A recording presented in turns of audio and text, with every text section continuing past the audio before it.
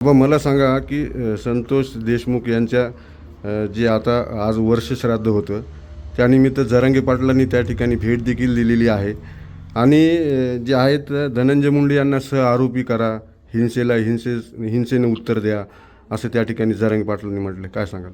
खरं तर संतोष देशमुख यांच्या याला 1 वर्ष झाले, त्याला आपण भावपूर्ण अशी श्रद्धांजली अर्पण करतो.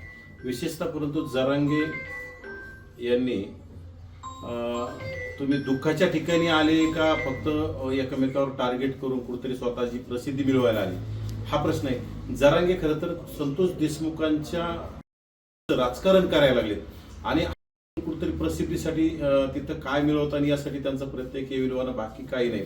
आता धनंजय मुंडेंना सह आरोपी करण्याचा प्रश्न कुठे येतो?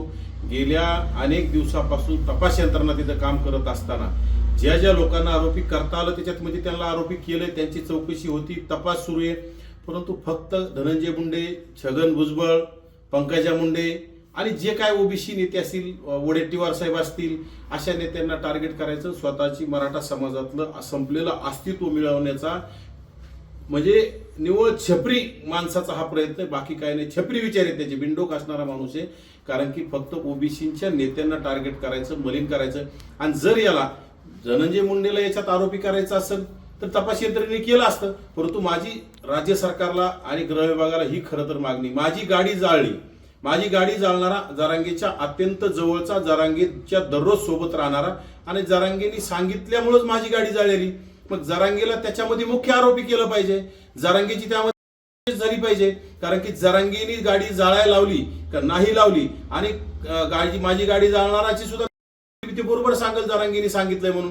परंतु आपलं झाकून ठेवायचं आणि दुसऱ्याचं बघायचं, ही जरांगेला सवय लागली. प्रस्थापित समाजातील लोकांनी, आता खरं तर मराठा समाजातील लोकांनी जरांगेला बुटाडाने हाणलं पाहिजे. उठलं की तेच जाती तेढ निर्माण करायचं, उठलं की तेच स्वतः प्रसिद्धी सपोशी कोणी आपल्याजवळ नाही राहिलं की फक्त मग मुंडे सापडायचे, भुजबळ सापडायचे, वडेट्टीवार सापडायचे आणि ओबीसी समाज सापडायचा, बाकी काही नाही. जाती जातीत तेढ निर्माण करायचं.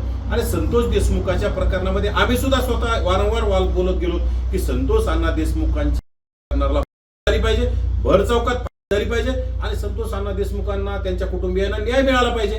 परंतु त्याच्यातून राजकारण करणं आणि त्यांना न्याय देण्यासाठी झगडणं, याच्यातले 2 प्रकार असतात. जरांगेला संतोष देशमुखांना न्याय मिळवून द्यायचा नाही, फक्त जरांगेला संतोष देशमुखांची राजकारण करायचं आणि स्वतःचं प्रसिद्धी आणि त्याच्यातून पैसा मिळवायचा. आणि सध्या निवडणुकाचा काळ आहे, आता पेट तर ठेवलं म्हणजे खोके येतील, बाकी काही नाही. जरांगे ह्या बिंडोक जरांगेचीच चौकशी केली पाहिजे. त्याची माझी गाडी जाळल्या प्रकरणी, बीड शहर जाळल्या प्रकरणी, अनेक मायक्रो ओबीसींना मारहाण केल्या प्रकरणी जरांगेची झाली पाहिजे. जरांगेला मुख्य आरोपी केलं पाहिजे आणि जरांगेच्या मुसक्या वळल्या पाहिजे.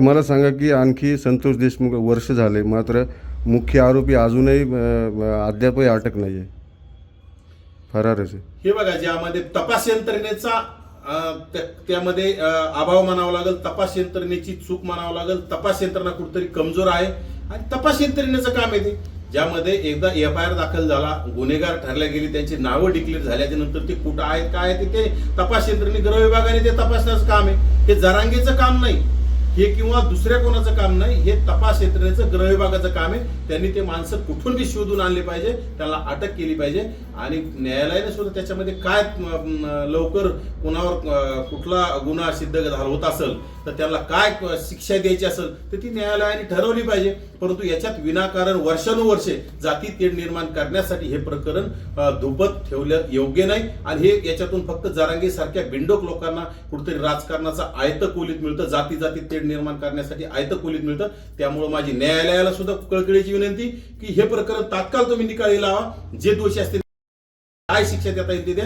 परंतु विनाकारण ओबीसी नेत्यांना टार्गेट करण्यासाठी किंवा ओबीसी समाजाला टार्गेट करण्यासाठी ह्या गोष्टी आता टार्गेट होण्यापासून थांबवल्या पाहिजेत आणि त्यात संतोष देशमुखांना न्याय मिळाला पाहिजे.